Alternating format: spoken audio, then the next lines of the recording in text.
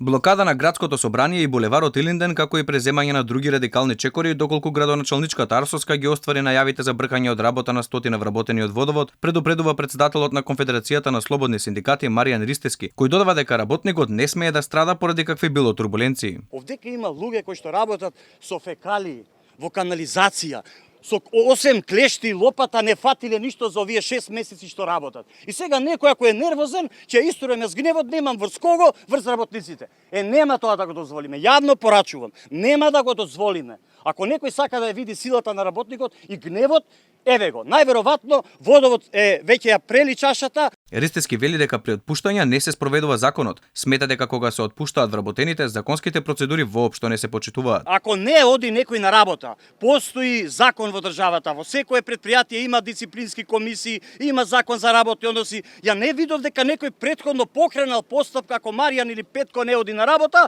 и се знае која е постапката. Работникот уопште не е виновен. Надработникот има шефови, надшефови, не знам све што има и тие повиновни ако некој не оди на работа. Тој тврди дека од градоначалничката Арсовска побарале средба на неколку наврати, но безуспешно. Побара секој да се ја сноси одговорноста на функцијата за која е назначен. Кај господјата Данела, ние имаме како синдикат уште ланска година барање за средба.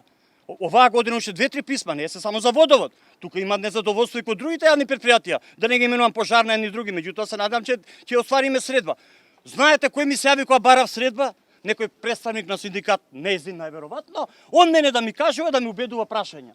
Па го извинете господја Арсовска, меѓутоа јас како синдикат толку години еве се занимавам, не сум доживеал сега некое предпоставено лице, дали министер, дали директор, дали градоначалник, да ми даде синдикат да го решавам проблемот.